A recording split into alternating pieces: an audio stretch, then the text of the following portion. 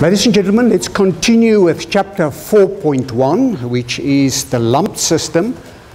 In chapter 4 in the textbook of Cengel and Ghajar on transient or unsteady heat transfer.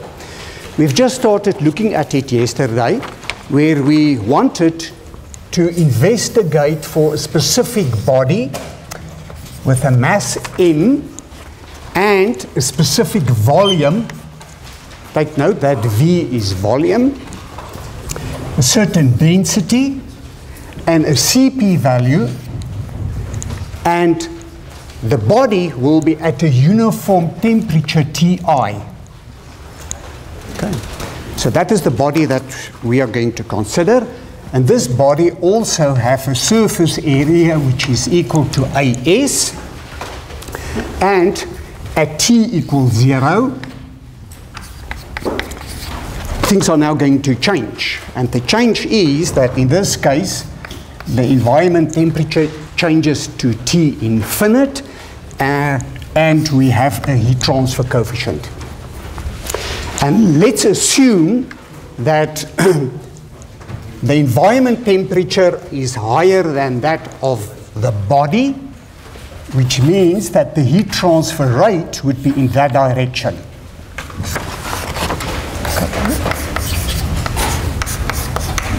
So the environment is at a higher temperature than that of the body.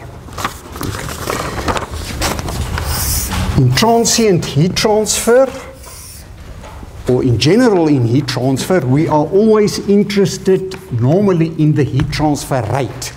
The heat transfer rate, Q dot, and the units is in watts. Okay. As a function, in this case, we are now interested in it as a function of time because it is unsteady heat transfer. Okay. And when we've got this temperature change at T equals 0, there will be a heat transfer because of the temperature difference.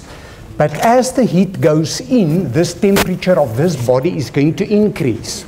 You agree? And the heat transfer rate is going to become smaller and smaller.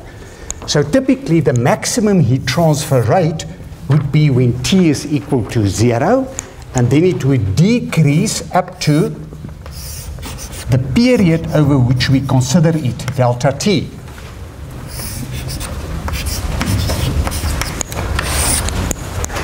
Okay. So the heat transfer rate would decrease, and if we want to know the total or the average, we can do different things. We can do the integration of it over delta T, and then we will get the total heat transfer. So we can say the total heat transfer rate is equal to Q divided by delta T. Okay. And in terms of the Q, which would then be equal to the heat transfer rate multiplied by delta T, if we look at Q, which is the joules, okay, that is the energy that the body is going to get. So if we assume an energy level of 0 at T equals 0, then the energy input, the joules into the body, is going to do something like that. Okay, so this is like how many rands you're getting per day, okay, for over a month, and this is over a period of months, how many rands or dollars you're going to get into your bank account. Okay, that is how it works. Right.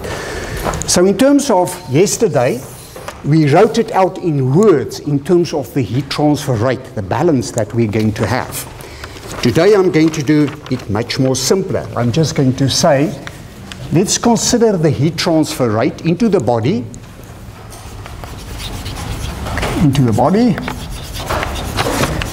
Is equal to the heat transfer divided by delta T. Okay.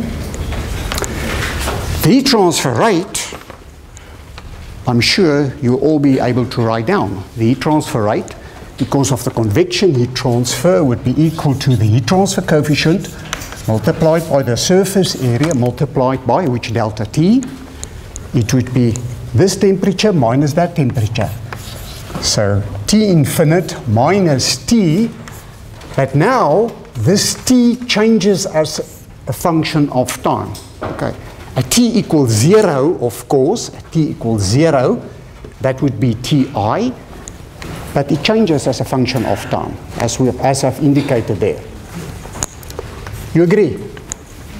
Okay. That would now be equal to how much heat the body gets. Okay. How much heat does it get? mCp dt. If we now consider small changes in temperature and time over a period dt, delta T. So that is the beginning of the development of our relationship. Very, very simple. Okay. So the heat transfer rate into the body is equal to the change in the energy level. That is what the equation says. Now let's look at some of these terms. The mass, of course, of the body would also be equal to rho multiplied by the volume. Okay. And dt, we are going to write it as d temperature minus T infinite. Why? Because this is a constant. So if we do the differentiation, this term in any case is going to disappear. You're going to see just now why we are doing it like that. Okay, so if we do substitution now, try to make it a little bit neater, then this is equal to the heat transfer coefficient multiplied by the surface area multiplied by T infinite minus the temperature is equal to rho multiplied by the volume for the body, for the mass, multiplied by Cp, and now the temperature dt is equal to d T minus T infinite, everything divided by dt. Right, I hope you can see where I'm going with this equation. Okay. So what we can see here is temperatures, a d for the temperatures. We've got temperature here and we've got a dt there. So we need to separate it so that we've got the temperature on the one side and time on the other side. And get all the constants together. So we can write it as the heat transfer coefficient multiplied by the surface area divided by rho and the volume. Sorry, rho multiplied by the volume. And I multiply by dt to get that out there is then equal to the temperature terms. And the temperature would then be equal to d T minus T infinite divided by the temperature minus the temperature as time.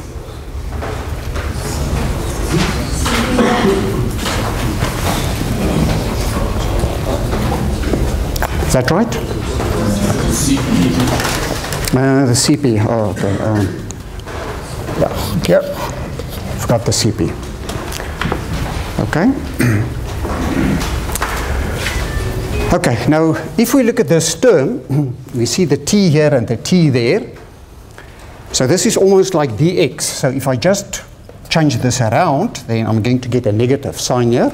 I'm going to put the temperature terms on the left-hand side. So we're going to write that as d T minus T infinite multiplied by T minus T infinite is equal to minus the heat transfer coefficient multiplied by the surface area rho V Cp multiplied by dt.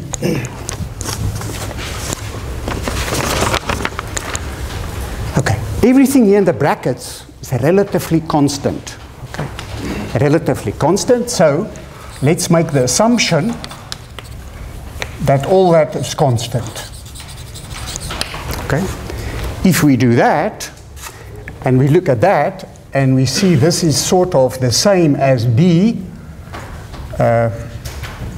dx divided by x, okay, in terms of format. Then we can write this equation in terms of integrals of dt minus t infinite divided by the temperature T minus T infinite is equal to minus the heat transfer coefficient multiplied by the surface area divided by the density, the volume, and Cp and dt. And what I now can do is I can put all this before the integration value because it's all a constant. Okay.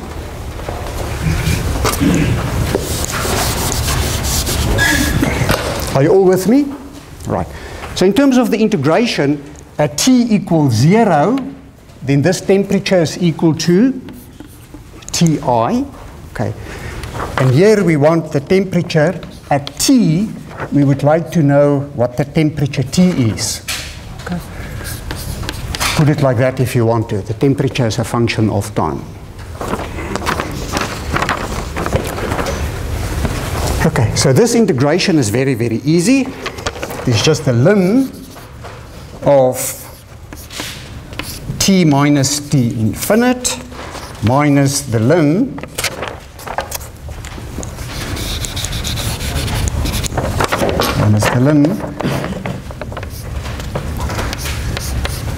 of Ti minus T infinite is equal to minus the transfer coefficient multiplied by the area rho VCP minus 0.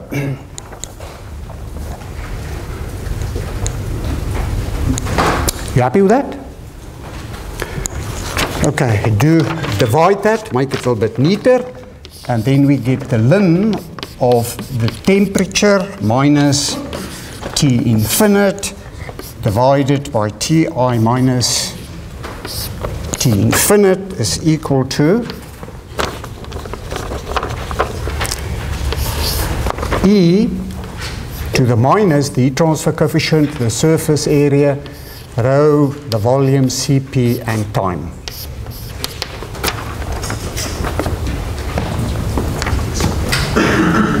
Is that right?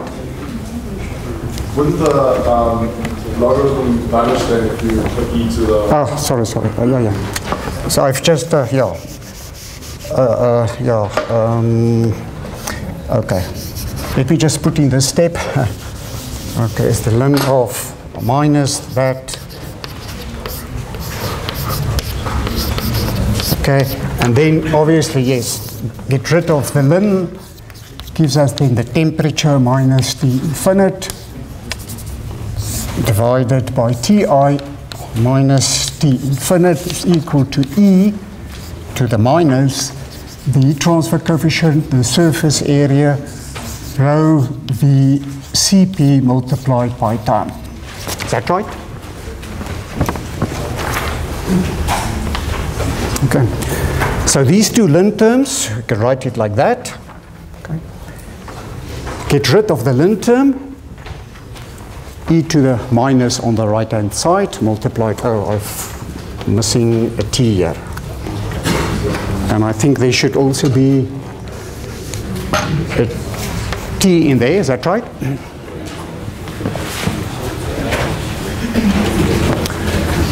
Okay, so what we have now is an equation that can be used to calculate the temperature as a function of time.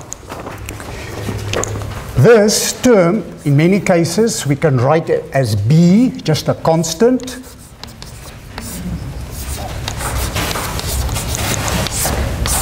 Okay, so B is equal to that constant. And if we now would look at the typical behavior of how the temperature changes as a function of time, then we know when T is equal to 0, the temperature must be equal to Ti, the initial temperature, and over a long time it should go to T infinite, Okay, because the environment was at a higher temperature than that of the body, so all the heat would move into the body. So, depending on the value of B, that is going to depend how the curve is going to behave. Okay, so if that is a certain value of B1, okay, then it would look like that. If the value of B would be higher, then the behavior would do something like that, and if it gets still higher, then it would do something like that. So that is the typical behavior of a lumped system body. Now, I've drawn different lines here, so don't confuse it with what I've said previously, okay, with the difference between the lumped system and the others. Okay. With the lumped system, if we look at the temperature as a function of time,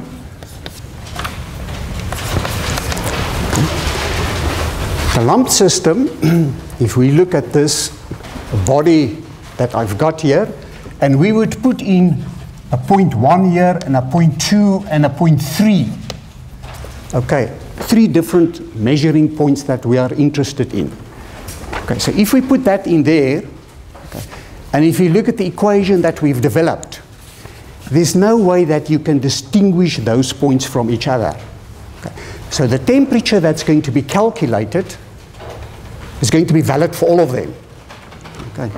So with the lumped system, if we look at the temperatures of 1, 2, and 3,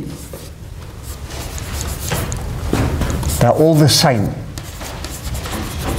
Obviously, the B value is going to change it up and down, but the temperatures inside the body are all the same.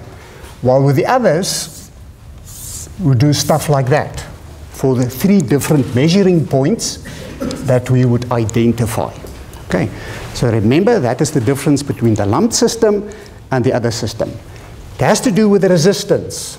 Okay, it has to do with the resistance. Okay. If I would keep all of you here for 2-3 days, only give you water, and then Steers or the restaurant downstairs would start making hamburgers, okay, and they would make 100 hamburgers per second. Okay, okay. They make it there, but the people bringing it here can only deliver 1 hamburger per second. Okay, so there's 1 hamburger per second, and you are 200 students here. Okay, so the moment the first hamburger is going to come in here, it's going to disappear just like that, very, very quickly. Okay,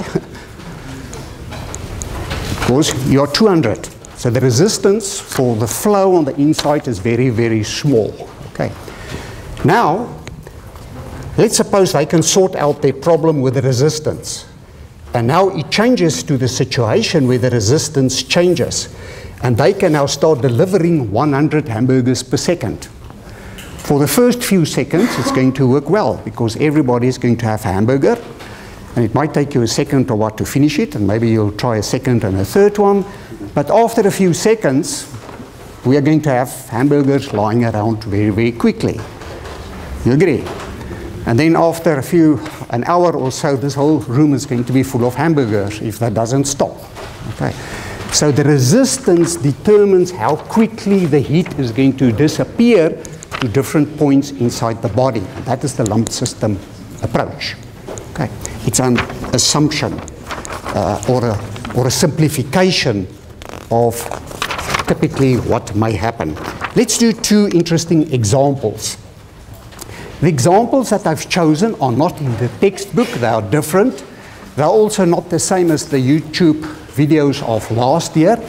I just try to get some new material in every year so that you've got lots to work from. And obviously there's also the examples in the textbook. Not that they are bad, but it just gives you more options that you can choose from in terms of examples. Okay. So this example is a sphere.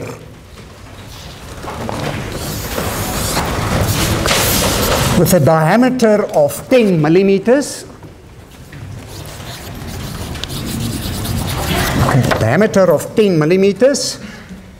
And the initial temperature of the sphere is 150 degrees Celsius. So it was in an oven. And the temperature is uniform throughout the sphere of 10 millimeters. And the sphere is made from silver. And if you go and look at the properties of silver, then you can get that the thermal conductivity is 429 watts per meter Kelvin. The density is equal to 10,500 kilograms per cubic meter. The Cp value is equal to 0.235 kilojoules per kilogram Kelvin. Okay, and the temperature on the outside is 20 degrees Celsius. So we take the sphere out into the environment, which is at 20 degrees Celsius, and the heat transfer coefficient is equal to 12 watts per meter Kelvin, which, because I get so many questions on this, is the same as 12 watts per meter, square degree Celsius. So it doesn't matter if the units of the heat transfer coefficient is in per Kelvin or per degree Celsius, it is the same. Okay, so while you write it down, let me just clean the board on this side.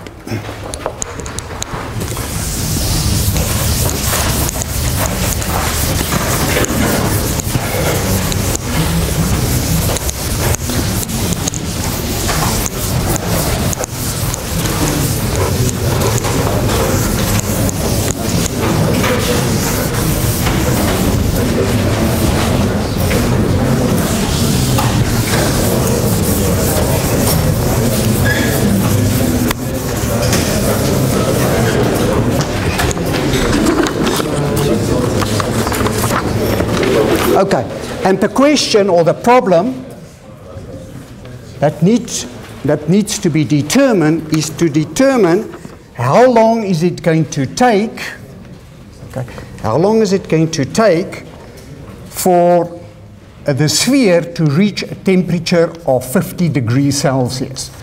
So with 50 degrees Celsius, you can start holding it in your hand. Okay, it's a little bit warm, but sort of on the borderline. Okay, you can start holding it. 10 millimeter ball bearing from silver, initially at 150 degrees Celsius. You want to know how long would it be before I can actually pick it up. Okay. Right, you will see later on that we are going to need the surface area and the volume, so let's just calculate it quickly. Okay, so the surface area of a sphere is equal to pi multiplied by d square. Okay, and that is equal to pi multiplied by 0.010 square. And if we calculate it, then it is equal to 3.142 multiplied by 10 to the minus 4 square meters.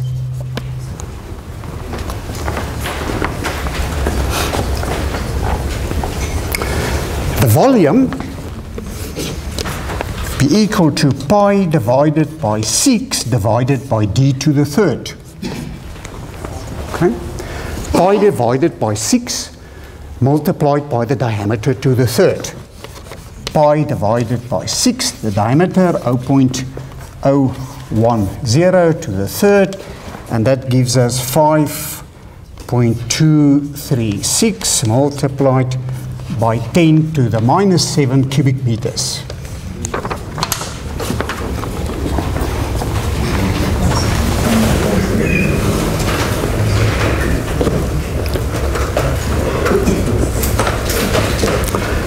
Okay, B is this constant. So let's calculate that constant. The constant B is equal to the heat transfer coefficient multiplied by the surface area divided by the density, the volume, and Cp. What you could have done also, of course, is look at this, write the surface area as pi multiplied by d squared divided by the volume, pi divided by 6d to the third. And you could have done a little bit of manipulation in terms of the ratio of the surface area divided by the volume, if you want to. Okay, I'm not going to put in all the values. They are there. The heat transfer coefficient we've set is equal to 12. The surface area we've determined. The density is 10,500. The volume we've determined. And the CP is equal to 0.235. You agree? 0.235.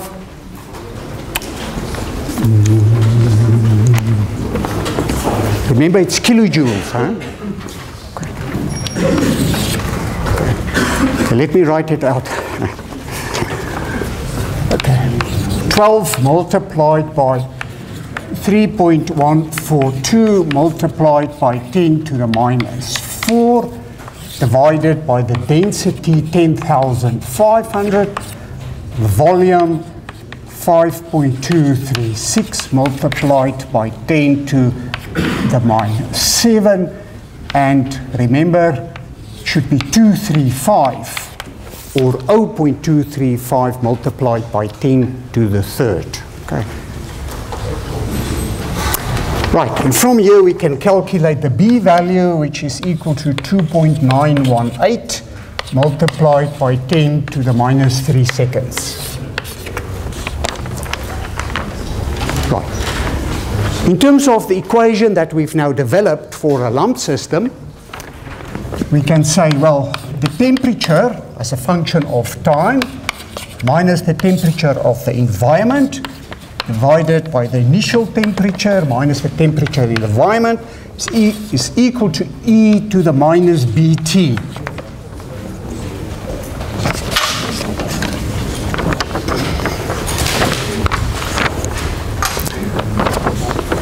Okay, the temperature, we want to know how long will it be before this temperature is 50 degrees Celsius. Okay, so we want to know how long is it going to be before the temperature of the body is 50. T environment is 20. The initial temperature is 150. The environment temperature is 20. It's equal to E to the minus 2.918 multiplied by 10 to the minus 3 multiplied by T. Okay. And from here we can solve the time as 502.5 seconds, which is about almost 8.5 minutes before you'll be able to pick it up.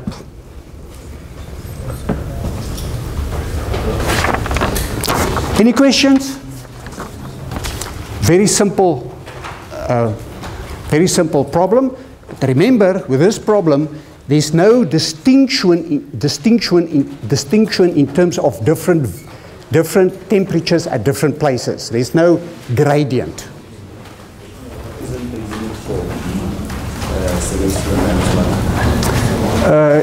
Yes, sorry. Now, if you just look carefully, then you'll see there it is. Okay, anything else? Okay. Right. Are you all happy with this problem? How do you know it's right? How do you know that you can actually use this approach on this problem?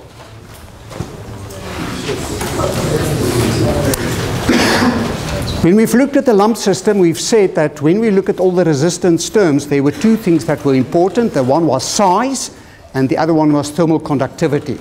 Okay, so size 10 millimeters. Now again, is 10 now big or large? Okay. Small. So it's small. Okay. And thermal conductivity silver is relatively high if you look at all the combinations that you can have. So that should be fine. But I'm going to come back to this and still answer it. So let's do another problem as just an extension of this one. This one may be a little bit of more relevance to what happened this weekend with Iraq.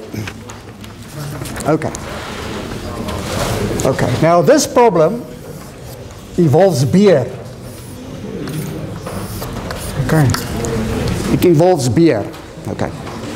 Now you as a good mechanical engineering student, over the weekend you decided you're going to work. Okay. While your friends are going to the rack. Okay. And they told you that, listen, we will be back at this time, and you must go and buy beer and make sure it is cold when we come back. Okay. And we're going to come back at about, let's say, 5 o'clock. 5 o'clock in the afternoon. Okay, just theoretically. And you did go and buy the beer. And 5 o'clock, you were so busy with your work, you really enjoyed it, and then you realized, oh, it's 5 o'clock. You know, these guys are going to be here in just now or within half an hour or so. And yeah, fortunately, I did buy the beer, but it's still in the boot of my car. So the beer is going to be at a temperature of 40 degrees Celsius.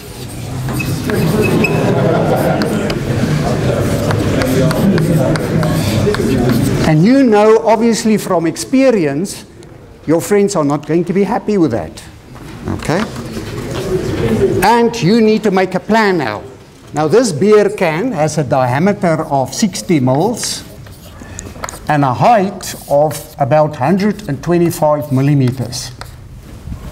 So that's the dimensions of the beer can.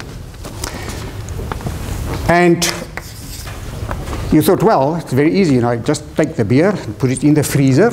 It's at 0 degrees Celsius. Okay, and you don't know the heat transfer coefficient, but you quickly decide, well, let me check here in the heat transfer textbook, and you'll see in an environment like that, where there's no circulation, a typical heat transfer coefficient would be about 10 watts per square meter degree Celsius. And you've decided, now I'm going to make a few calculations just to check how long is it going to take for the beer to get to 10 degrees Celsius. Okay. So you want to know how long is it going to take for the beer to get to 10 degrees Celsius.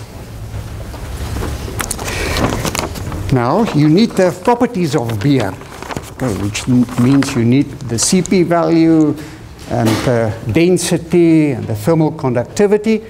Unfortunately, I'm sure that's not in the textbook of Cengel, but you fortunately remember, well, you know, beer is made from water. There's a lot of water in, so let's assume values of water. Okay. So for water, typically, the density, as you know, is about 1,000 kilograms per cubic meters. The thermal conductivity for water is 0.631 watts per meter Kelvin, and the CP value is equal to 4179 joules per kilogram Kelvin.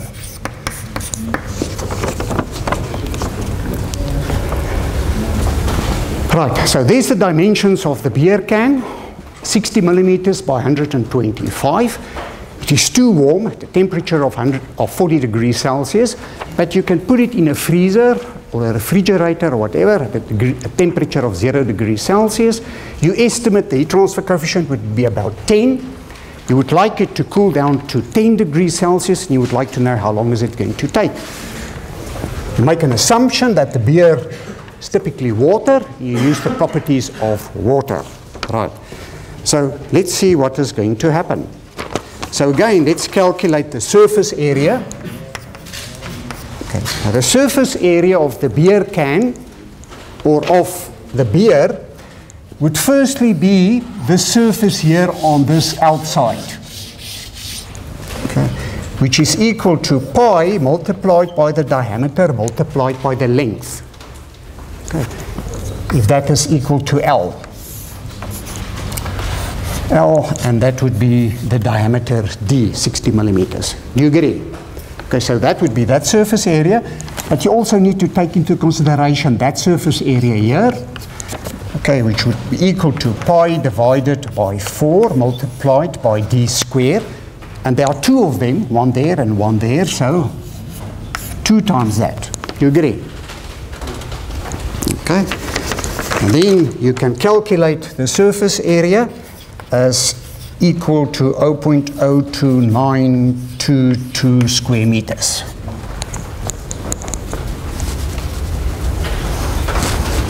The volume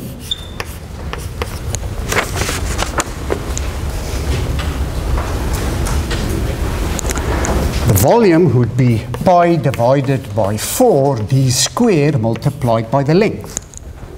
Okay?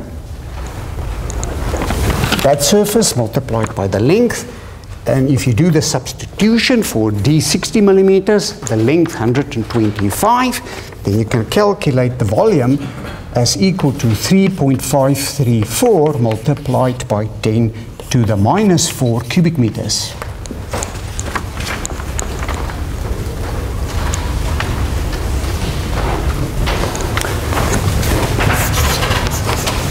So the constant B, we can now, which is equal to the heat transfer coefficient multiplied by the surface area divided by rho, the volume, and Cp. You can estimate it now as the heat transfer coefficient, which is 10, multiplied by the surface area, which is equal to 0.02922, divided by the density, which is about 1,000, multiplied by the volume, which is 3.534 multiplied by 10 to the minus 4, multiplied by Cp, and Cp is 4179.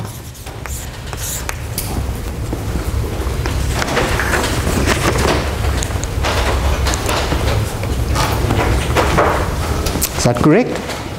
Okay. So if we calculate that, then B is equal to 1.978 multiplied by 10 to the minus 4 per second. I remember this time. 16 now? It's always true that watts per meter squared Kelvin is equal to watts per meter squared Celsius. Yeah. It comes from the heat transfer rate is equal to the heat transfer coefficient multiplied by the area multiplied by the temperature of the surface minus T infinite. Okay. So if you do the calculation, let's suppose the heat transfer coefficient is 10, the surface area is 20, and the temperature, this temperature is 50, and that temperature is 10 in degrees Celsius.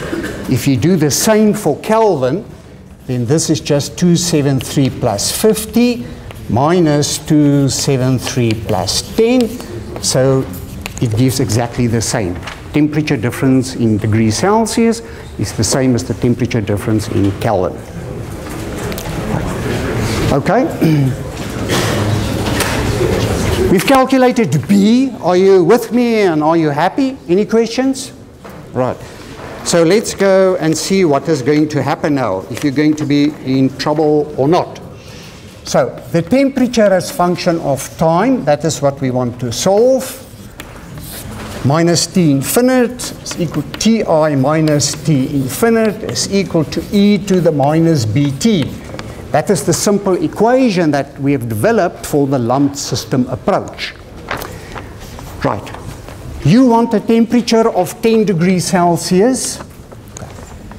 The fridge is at 0 degrees Celsius. The initial temperature of the beer was 40. The environment in which it is now is 0. It's then equal to e to the minus B, which is 1.978 multiplied by 10 to the minus 4 multiplied by T, and that gives us 7,008 seconds, which means it is almost 2 hours that it is going to take. So That's not a good plan, is it?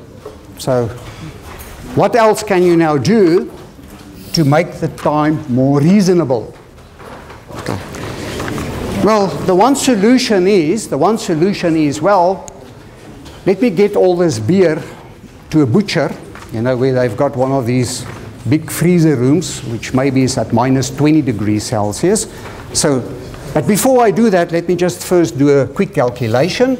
So, if we change T environment to minus 20 degrees Celsius, then surely the heat transfer rate would increase. So, then redo the calculation, and then it's going to be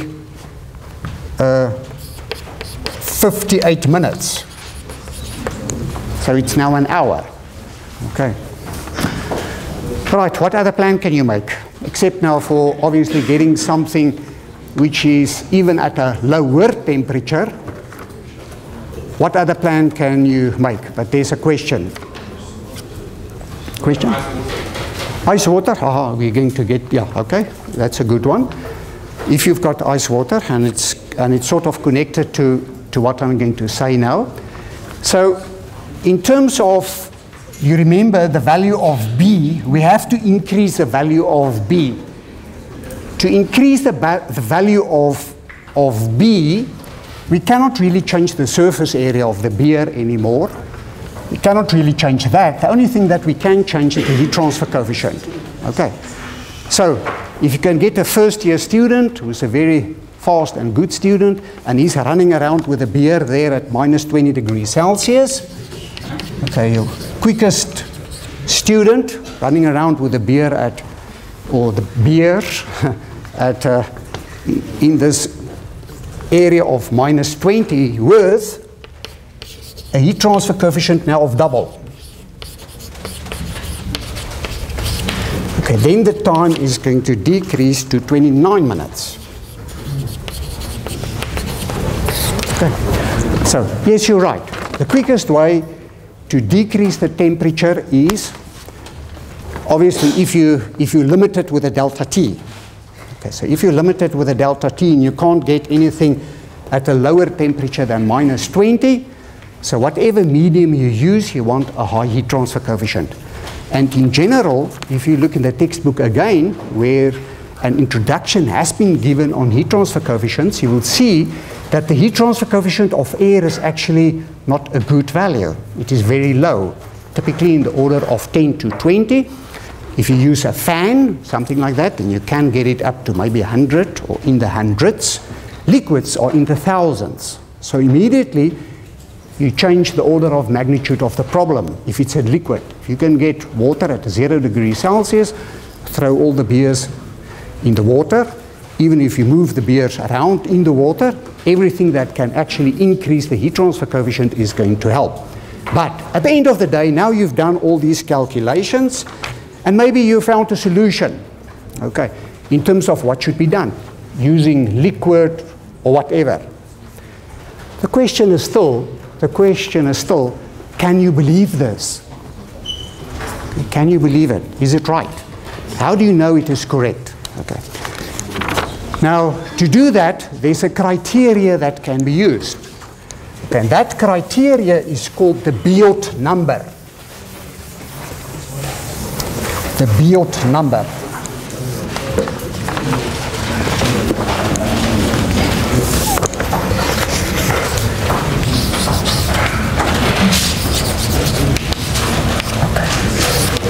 Okay, so there's a criteria that can be used to determine if a practical problem that you want to solve can be accurately described by this equation.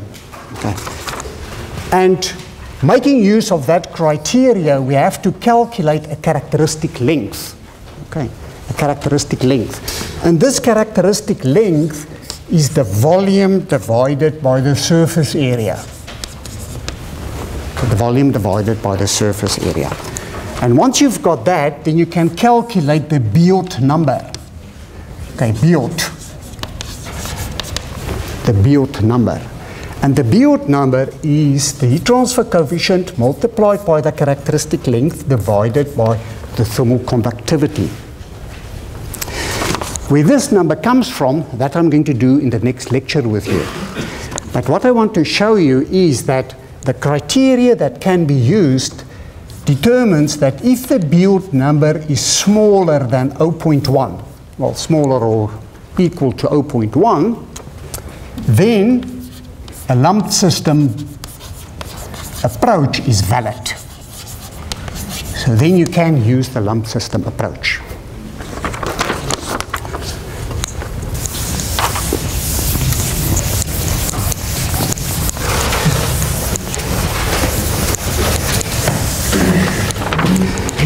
Right, now in terms of the two problems that we had now, the sphere and the beer, let's go and check the Biot numbers. Okay. So for the sphere, with a diameter of 10 millimeters, in comparison with the beer,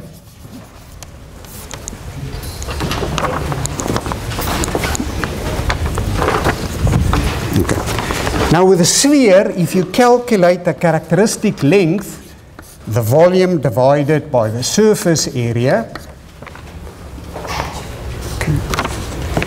then the characteristic length is going to be 0.001667 meters.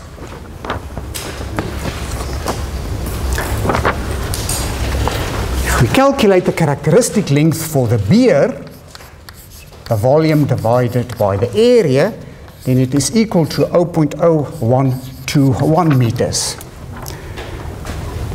So if we look at this, we can already see that the characteristic length of the sphere is an order of magnitude more than that of the beer. Okay.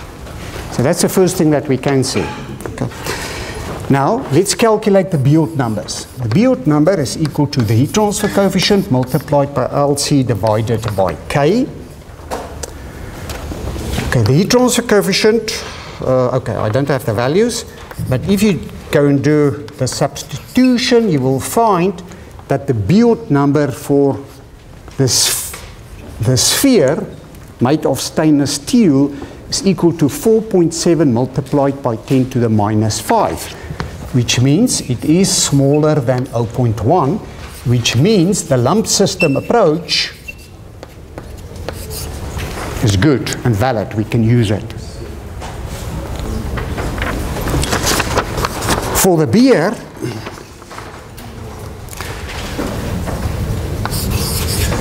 go and calculate the Biot number, again using the heat transfer coefficients. Then, and that would now be the heat transfer coefficients of the original problem as I've given it. Okay. If we do that, then the Biot number is equal to 0.1917, which means it is just outside range. Okay. So in terms of getting it to a lumped system, most probably it's not going to give us good values. But if we look at this, what drives the Biot number, the question can be, well, if the student runs around now with a beer can and the heat transfer coefficient doubles, would that give us a valid Biot number? If we look at that, the Biot number is just going to double. Okay, so again, it's not going to help us. So we cannot really trust these answers. And with the next lecture, I will go into more detail on the Biot number and what it is all about. Thank you very much.